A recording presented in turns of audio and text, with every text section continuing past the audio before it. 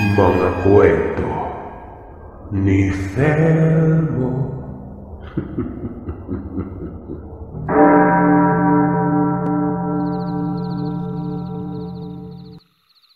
Tawagin niyo na lamang po ako sa palayo na Rafi. Short for Rufino. Taga Norsagaray, Bulacan. Ang kwentong ibabahagi ko ay naging karanasan namin ng asawa kong si Josefa. Sa parte ng Balins sa Sayaw, sa Abuyog, Leyte. Dekada 80 mahigit pa nang mangyari ito. At ng mga panahong yon ay buntis ang asawa ko sa ikalawa naming anak. Napagpasya naming pansamantalang manirahan na muna sa bahay ng mga magulang ng misis kong si Josefa. Hanggang sa mailuwal niya ang anak namin. Naging maselan kasi ang pagbubuntis ng asawa ko. Kabaliktaran nung ipinagbubuntis niyang panganay naming anak na si Camille. Kung dati wala kaming problema sa kalusugan niya noong nagbuntis siya sa panganay, sa ikalawang anak namin ay kabaliktaran. Mabilis siyang mahilo at palaging nagsususuka, lalo na kapag may naaamoy siyang hindi nagugustuhan. Kahit ngayong usok ng bagong sinaing Surset ay ayaw na ayaw niya yung malanghap. Gawa ng nahihilo umano ito at nakakaramdam ng pagsusuka. Ayaw niya rin kumain ng kanin na tanging karne lamang ang gusto niyang kainin. Ang dami niyang arte. Tuloy ay nag-aalala mga magulang ni misis na baka may mangyaring hindi maganda kay misis, lalo na kapag nasa trabaho ako. Pero hindi ko naman masisisi ang asawa ko, Sir Seth, dahil alam kong hindi niya rin gusto ang mga nangyayari sa kanya. Sadyang naglidihi lang talaga siya kung kaya't iniitindi ko na lang din at sinusunod kung ano man ang nais nito. Nung nasa kanilang baryo na kami ay napansin kong bihira lang lumabas sa bahay si Josefa. Nung tinanong ko naman siya kung bakit halos ayaw niyang lumabas ng bahay, sinabi niya sa akin, yun ay dahil natatakot umano siya na maaswang. Medyo liblib na ang baryo nila at bali-balita pa sa kanilang may mga namiminsalang masamang nilalang. Ilan na umano ang nabalitaan ng asawa kong mga buntis na nakunan. At ang hinalangan ng lahat ay kagagawa nito ng aswang. Tinawanan ko lamang ang sinabi ni Josefa. Hindi ko ito sineryoso gawa ng hindi naman ako naniniwala sa aswang. Sa multo pwede pang maniwala ako pero sa aswang, kalokohan. Iniingusan lamang ako ni Josefa at sinasabing kailan ba daw ako maniniwala kapag nangyari na yung kinatatakutan niya. Isang beses nga, wala akong ginagawa sa maghapong yon. Dahil wala akong pasok sa trabaho. Binilinan ako ni Josefa na ibili ka daw siya ng lutong ulam sa matandang kababaryong si Aling Corazon kapag dadaan na ito o kaya naman ay ang apo niya.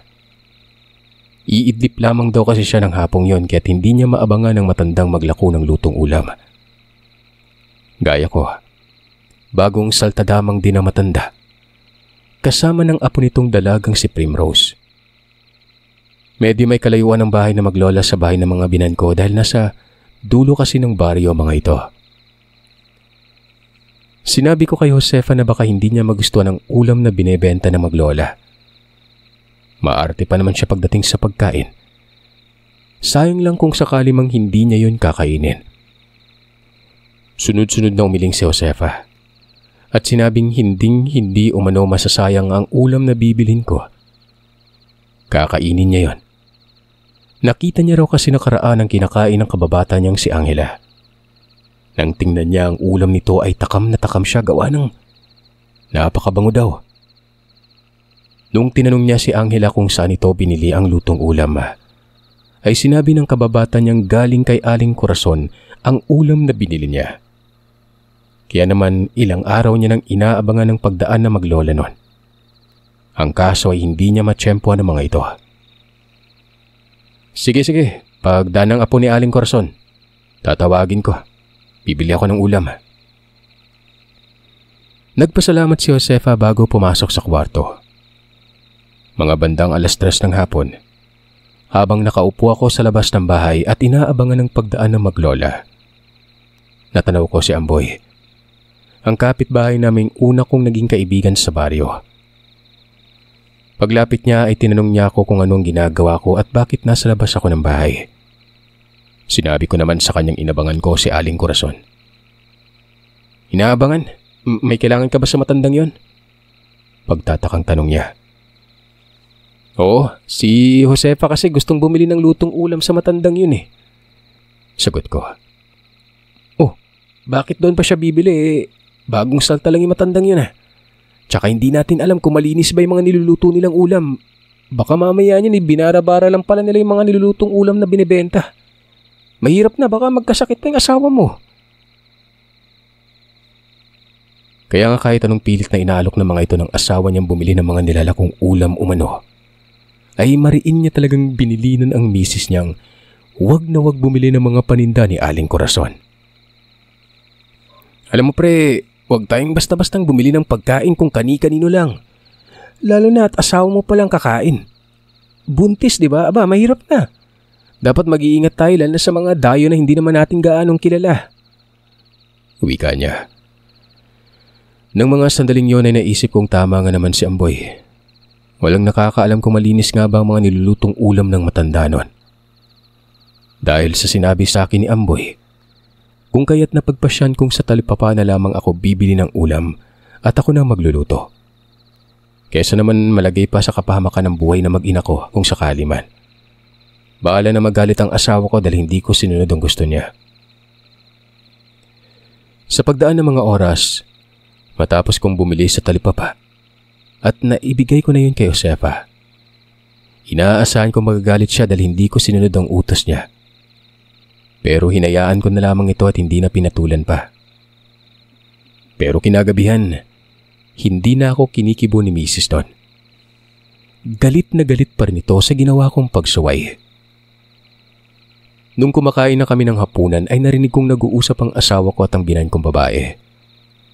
Ayon kay Nanay Minyang, isinugod daw sa paggamutan ng kalapit-bahay naming si Ating Carissa.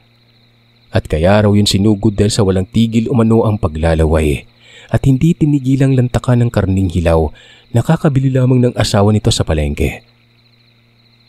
Naibulalas pa ng asawa kung baka daw aswang si Ate Carissa. Wala naman daw matinong tao ang kakain ng hilaw na karne.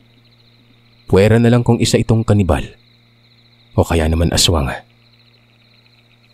Hoy Binyang, magtingil ka nga diyan sa pinagsasasabi mo. Malay mo may sakit lang yung tao kaya nagawa ng kumain ng karning hilaw. Saway ng binan kong lalaki sa mag-ina nito. Anong may sakit? Kailan pa nagkasakit ang babaeng iyan, Aber? Abay Julio, sa tinagal-tagal na nating kapitbahay ang pamilya ni Carissa. Ngayon ko lang narinig yung tungkol sa ginawa ng babaeng iyon. Baka totoo naman talagang aswang iyon. Saan ni Nanay Minyang? At ayaw talagang patalo sa pakikipagdebate kay Tatay Julio. Maging yung asawa ko ay pinapaboran niya ang sinasabi ng kanyang ina. Sad pa ni Josefa. Sa tanang buhay niya ay ngayon lang siya nakarinig ng ganon at hindi umano biro ang ganong klaseng pangyayari. Napapailing at lihim na natatawa na lamang ako sa pamilya ng asawa ko noon. Hindi ko alam kung kanino ako papabor. Kung sabinan kong babae o sa lalaki ba. Ay naku Minyang, magtingil ka nga riyan. Baka mamay marinig ka pa nung kapitbahay natin at sugurin ka pa rito. Pinanlakihan ni Nanay Minyang ng mata si Tatay Julio. At nagwikang hindi daw siya natatakot kahit na marinig o malaman pa ng kapitbahay namin ang mga sinasabi niya. Wala naman daw siyang ginagawang masama at higit sa lahat ay wala siyang sinasabing mali. Ikaw talagang matanda ka. Magkakalat ka na naman ng mga maling impormasyon. Mamaya niya nipunta na naman kita sa barangay para makipag-areglo sa mga taong sinisiraan mo. Tigil-tigilin mo na yung pagiging tsismosa mo. Tanda-tanda mo na pero parang wala kang pinagkatandaan sa mga ginagawa mo. Wika ni Tatay Julio noon. Ay, ang akin lang naman. Sinasabi ko lang kung ano ang nakikita ko. Bakit? Nakita mo ba ng harap-harapan na kumakain talaga ng hilaw na karne si Carissa? Hindi. At bago pa mauwi talaga sa malalim na pagtatalo ay pumagitna na ako at sinabing kumain na lamang kami bago pa man lumamig ang mga nakahaing pagkain noon. Hindi na nga muling nagsalita pa si Nanay Minyang. Itunoon na lamang nito sa pagkain ng atensyon. Matapos namin kumain ay ako nang nagligpit ng pinagkainan. Pumasok na yung mag-ina ko sa kwarto para magpahinga. Habang naglilinis ako sa kusina ay nakarinig ako ng panakanakang mga yabag ng paa. Parang malapit lamang yun sa kusina. Hindi ko na pinansin ang ingay na narinig.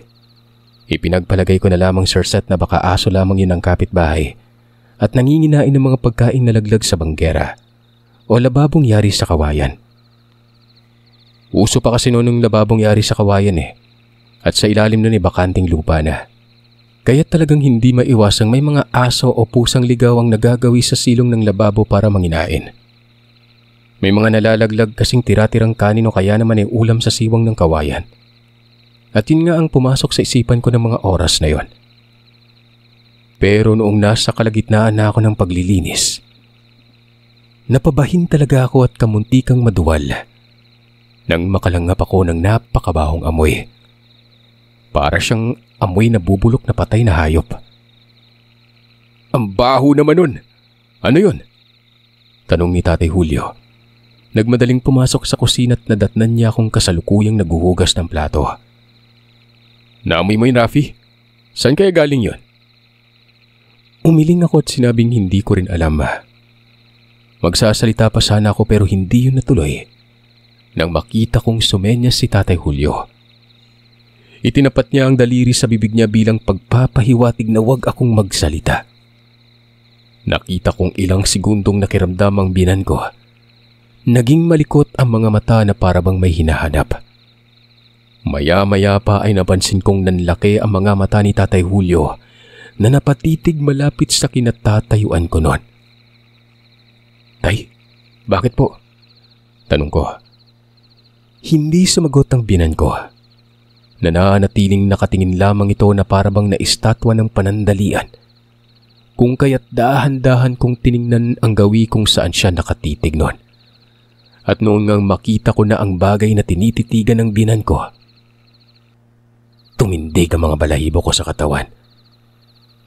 Namumulang mga mata, nakasilip sa siwang ng kawayang dingding.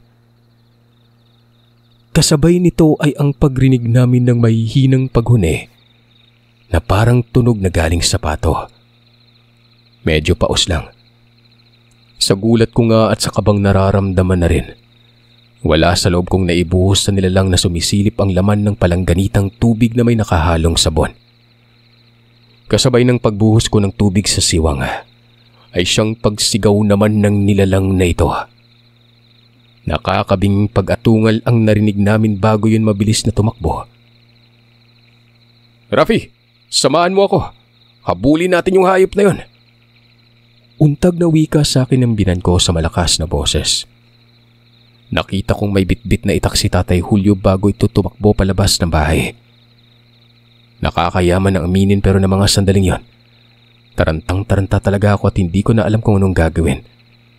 Kaya naman imbis na itak ang bitbitin ko bago sumunod sa binan ko, sandok at palangganita ang nabitbit ko habang hinahabol si Tatay.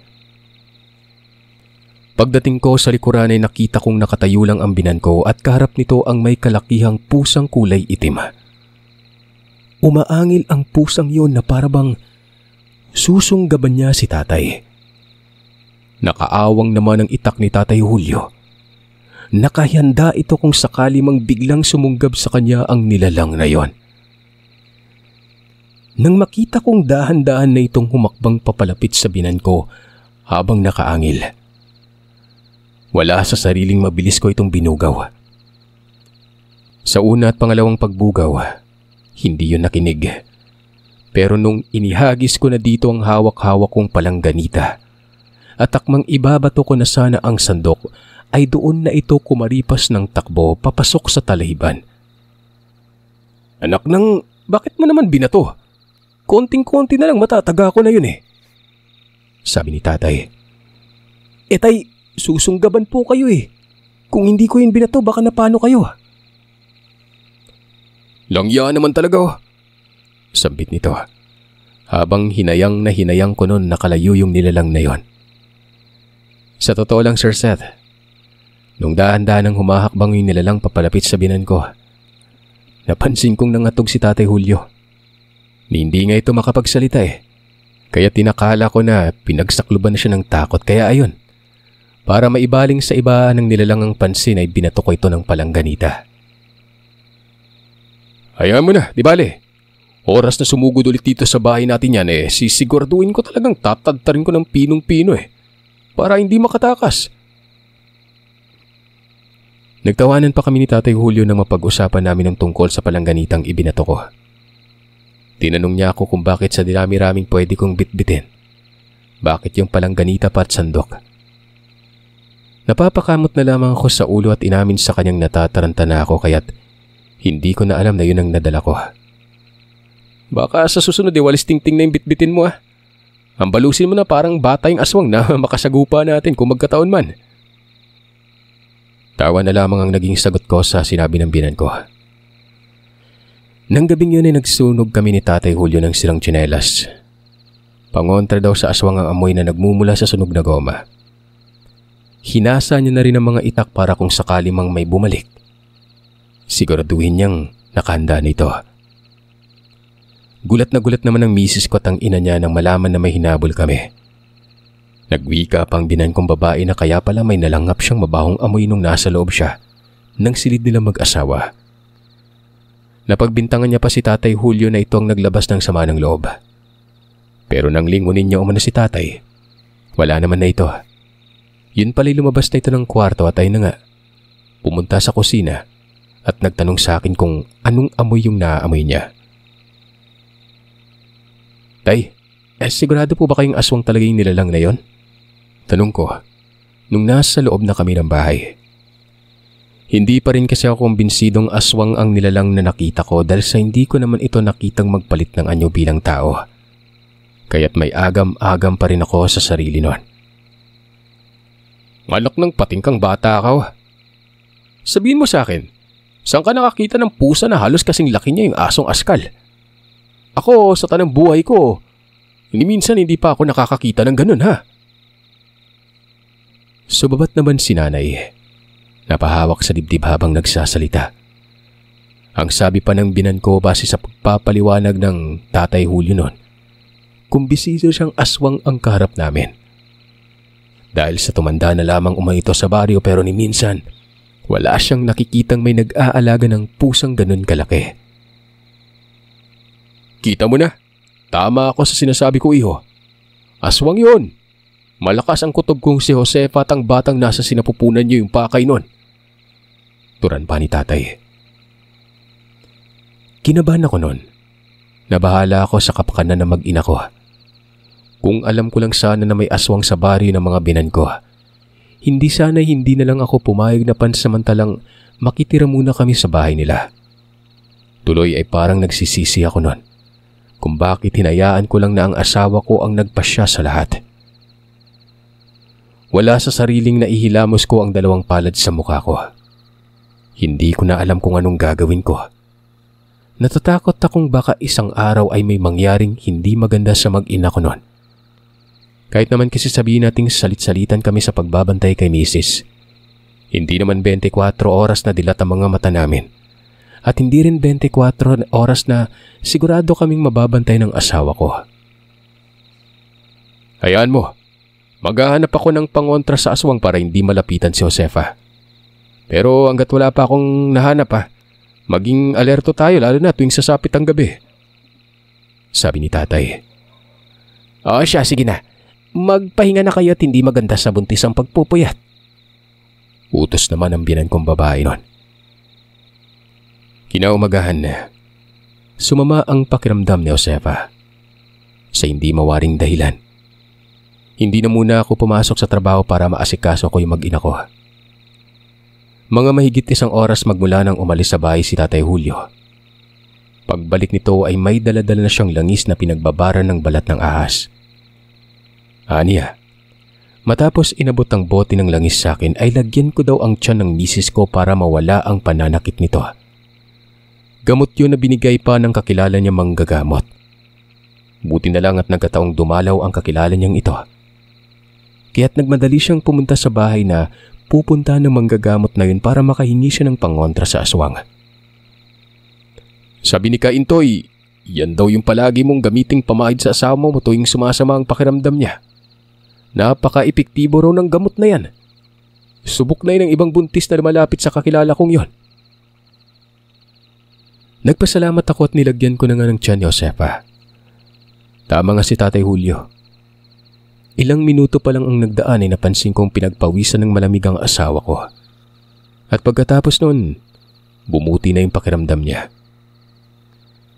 Pasado 9:00 ay inaya ko si Josefa na lumabas ng bahay at maglakad-lakad.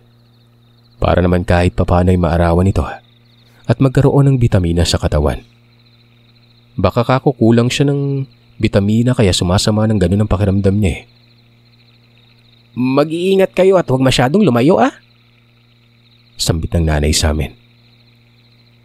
Ilang minuto pang nakalipas habang naglalakad kami ng dahan-dahan at nagkikwentuhan. Hindi ko na malayang medyo napapalayo na pala kami sa bahay. Nakita ko namang nawili sa paglalakad si Josefa. Kung kaya't hindi ko na sinabi pa sa kanyang medyo napapalayo ng nilalakad namin nun. Makaraan ng ilang sandali ay natanaw ko na ang bahay ng matandang si Aling Corazon. Nakita ko ang matandang nakaupo sa labas ng bahay nito at nagmamasid-masid. Nagulat naman ako nang biglang hawakan ni Josefa ang braso ko at nagwikang, lapitan daw namin ng matandang yon at baka may binibenta pa itong lutong ulam. Teka lang Josefa, saglit lang, wala tayong dalang pera. Sabi ko.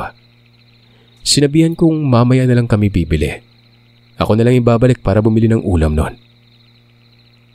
Ang buong akala ko ay titigil na sa pangungulit ang asawa ko pero hindi pala. Dahil sa nakita ko na lamang siyang mabilis nang naglakad papunta sa bahay ng matanda at nakangiting binati si Aling Corazon noong nakalapit na ito. Kaya naman dali-dali na rin akong humabol dito. Talaga naman tong babaeng to, sabi ko.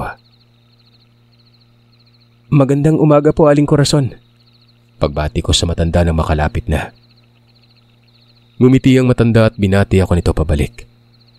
Pero ramdam kong parang labas lamang sa ilong ng matanda ang ngiting pinapakawalan niya. Bago tiningnan si Josefa at kinausap ulit. Hindi ko alam kung ako lang ang nag-iilusyon ng mga sandaling yon. O labis-labis lamang ako kung mag-isip. Napansin kong para bang kakaiba ang mga mata ng matanda nang tingnan ko yon. Para yung nagniningning at may pagkakataon pa na sa isang kurap lamang ng mga mata niya. Para bang naging mata yun ng pusang patulis ang kulay itim sa gitna. Hindi naman napansin ng matanda ang ginawa kong pagtitig. Dahil sa abalang-abala at magiliw itong nakipag-usap sa asawa ko. Nakailang beses ko pang kinurap-kurap ang mga mata at muling tumingin sa matanda. Baka kasi namamalik mata lamang ako nun. Nang tingnan ko ulit ang mata nito ay normal naman. Nagkibit balikat na lamang ako at ipinagsawalang bahala na lamang ang napansin ko. Baka ako namamalik mata lamang ako. Pasensya ka na iha, hindi ako nakapagluto ng ulam na ilalako ko. Yung apo ko kasi hindi nakabangon ng maaga dahil masakit ang katawan niya. Nakangising sagot ng matanda sa tanong ni Josefa. Naramdaman kong balak pa sanang magtagal ng pakikipag-usap ng asawa ko. Pero inaya ko na itong umuwi at nagkunwari na lamang akong may gagawin pa sa bahay. Hindi ko na kasi matiis pa yung kakaibang presensya ng matandang yon. Isa pa, kakaiba yung amoy na nanggagaling sa loob ng bahay niya. Para bang amoy na bubulok na laman na hindi ko maintindihan. Tatanggi pa sana si Josefa sa panyaya ko pero wala na itong nagawa pa. Nang agaran ko na siyang hinila ng bahagya at sinabing mainit na ang sikat ng araw kaya umuwi na kami. Ako na rin ang nagpaalam sa matanda't nagwikang alis na kami noon. Tumangulang ang matanda pero hindi ngumiti. Pero noong lingunin siya ni Mrs. ay biglang lumiwanag ang mukha nito. Anyari sa matandang yun? Ang sungit sa akin, tapos kay Mrs. maayos naman siya nakipag-usap. Tanong ko sa isipan nung naglakad na kami pabalik sa bahay. Isang beses ko pang nilingon ang matanda. At sa paglingon ko, doon ko nahuli ang ginawang pagtitig sa akin ng masama ni Aling Corazon. Sa hindi sinasadya din na napatingin ako sa bintana ng bahay nito at doon ko nakita yung apo niya. Napakasama ng mga pinupukol nilang tingin sa akin. Hindi ko alam kung bakit o kung ano ang kasalanan ko sa dalawa. Gayun, yun ang unang pagkakataon na nakausap ko ang matanda. Kaya't wala akong maisip na dahilan. Pag-uwi ko sa bahay, sinabi ko kay Tatay Julio ang nangyari. Saglit na tumahimik ang binan ko na para bang may malalim siyang iniisip noon. Hayaan mo nila'y matandang yon, baka masama lang yung timpla ng araw nila. Kinagabihan, nasa kalagitnaan ako ng pag-aasikaso nang may malakas na kalabog akong narinig sa bubungan ng bahay. Kasabay ng pagkakalampag ay narinig ko ang mahinang huni ng wakwak. Naging alerto na ako at agarang kinuha ang itak ni Tatay Julio na nasa gilid ng kusina. Maya-maya pa ay narinig ko ang malakas na pagsigaw ni Mrs. na kasalukuyang naroroon sa loob ng kwarto namin at nagpapahinga. Dali-dali akong tumakbo papunta sa kwarto namin mag-asawa. Sumunod na rin ang binan ko. Walang hiya. Mukhang bumalik na naman yung aswang ha. Abat talagang naghahanap ng sakit sa katawan niyang pesting yan. Sabi ni Tatay Julio.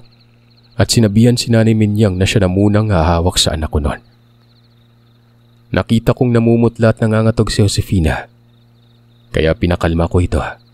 At sinabihang maupo na muna siya sa loob ng kwarto at huwag siyang lumabas anuman ang mangyari. Kinuha ko ang langis at pinahiran ko ang tiyan niya. Tapos ay pinahawakan ko yun sa kanya at binili ng huwag niyang ihiwalay sa katawan ng langis noon. Para kung sakali mang kumirot ulit ang tiyan niya, madali niya na lamang yung lapatan. Nay, ikaw na muna yung bahala sa asawa ko. Biling ko kay Nanay Minyang. Nagmadali na akong lumabas ng kwarto kasunod ng biyanan kong lalaki noon. Walang iyak ang demonyo ka. Bumaba ka riyan ng magkaalaman tayo ha. Kilala kita. Tigilan mo ang anak at apo ko. Kung hindi, pupuntahan kita sa bahay mo at hindi ako titigil hanggat hindi ka mapapatay. Kasama yung apo mo. Sigaw ni Tatay Julio noon. Ang buong akala ko ay natakot ng binan ko ang aswang. Dahil tumahimik ang nilalang na pilit tinutuklap ang bubungan ng bahay kanina. Pero mukhang bumuelo lamang pala ito. Dahil makaraan lamang ang ilang sandali ay mas lalo pa itong nanggigil at talagang sasadyain na nitong wasakin ang nakausling yero. Makapasok lamang sa loob ng bahay. Kitang-kita ko na ang nagbabagang mga mata nitong namumulang nakasilip sa nabutas nitong yero. Kaya naman dali-dali ko nang kinuha ang bagakay na nilagay ni Tatay sa gilid ng tarangkahan. At walang pag-aalinlang sinundot ko ang nilalang na yon. Hanggang sa isang malakas na angil ang narinig ko mula rito at parang nalaglag yun sa likuran ng bahay. Labasin na natin, sabi ni Tatay. Bitbit niyang itak na hawak-hawak ko kanina. Ako naman ay ang bagakay na tapol. Mabilis na kaming lumabas ng bahay at tumikot sa likurang bahagi. Pero noong nakarating na kami sa likuran, wala na ito doon. Ang tanging nakita ko na lamang sa lupa ang bahid ng mga pumapatak ng dugo. Alam kong pagmamay-ari niya ito. Tay, puntahan na natin yung sinasabi mong pinaghihinalaan mo. Hindi natin pwedeng puntahan yon. Hindi tayo sigurado kung yung matandang yun lang ba yung aswang eh. Dagdag pang saad ng binan ko. Hintay naming sumikat ang araw bago namin punta ng bahay. Nang sa ganoon ay makasigurado kaming ligtas kaming makakabalik nun. Sa araw kasi walang kakayahang maging aswang ang pinaghihinalaan niya kung sakali mang totoo. At wala itong kakayahang manakit dahil matanda na yon. Huwag din umano akong mag-alala dahil sa bakakay na tapol ang nakasugat doon sa aswang. Ang ibig sabihin lang, hindi naggagaling pang sugat. Pangontra din kasi sa nilalang na ito ang bagakay na tapol. Kung kaya't ingat na ingat ang mga aswang na hindi masugatan ng bagakay. Pagsikat ng haring araw ay pinuntahan na namin ang bahay na sinasabi ni Tatay. Isinama namin si Amboy at ang kalapit bahay na si Mang Ernesto. Hindi naman na ako nagulat pa nang malaman kung sa bahay ni Aling Corazon kami pumunta. dahil sa'yo rin naman yung kutob ko eh. Pagdating namin sa bahay ng matanda ay nadatnan naming nakatiwangwang ang pintuan nito. "Corazon! Lumabas ka dyan at harapin mo kami!" Sigaw ni tatay mula sa labas ng bahay. At sinabi niyang kung talagang hindi aswang ang matanda, patunayan nito sa harapan naming hindi siya ang umaswang sa mag-ina ko. Nakailang beses pang tinatawag ni Tatay Julio ang pangalan ng matanda pero wala kaming nakuhang sagot. "Baka wala ni maglola dyan," wika ni Amboy. Nagsuwestyo naman si Mang Ernesto na pasukin na namin. Hindi naman daw kami magiging trespassing dahil kanina pa umano namin tinatawag ang matanda pero ayaw kami nitong labasin o harapin man lang. Nung pasukin namin yun para alamin kung talagang tama ang hinala ni tatay, nagulat ako nang makita kong may 3 bangkay ng aso ang nakahimlay sa sahig. Lahat ng mga ito ay walang lamang loob. Tumakbo ako palabas ng bahay. Doon sumuka. Nakita kong pinagpiesta na ng napakaraming nagkukumpulang uod ang 3 bangkay ng hayop na yon. Grabing pandidiri sa katawan at kilabot ang naramdaman ko. Hinalugog namin nila Tatay Julio ang buong bahay at maging sa likuran pero ni anino ng dalawa. Wala silang nakita. Tanging mga patak ng dugo na lamang ang nakita nun. Dahil sa nangyari ay doon din kumalat ang balitang halos lahat pala ng bumili at nakakain ng panindang ulam ng matanda. Nanakit ang tiyan. Walang tigil sa paglalaway na aakalain mong nakagat ng aso. Kasama na nga doon ang kapitbahay naming si Ate Carissa. Ilang beses na umano itong nakabili ng ulam na nilalako ng matandang yon. Buti na lang at nasa baryo pa ang kakilalang manggagamot ni Tatay Julio. Ito ang gumamot sa mga taong gustong niyang gawin ng matandang ito. Ang bali-balita pa ay gawain na pala talaga na maglolang iyon na lumipat-lipat ng lugar, partikular na sa liblib para maghanap ng mayayanggaw na tao. Pag natapos ng ginagawang pangyayanggaw ng mga ito, lilipat na naman sa ibang lugar. Magpasa hanggang ngayon, wala na akong balita tungkol sa maglolang yon. Magmula nang umalis sa mga ito sa lugar namin.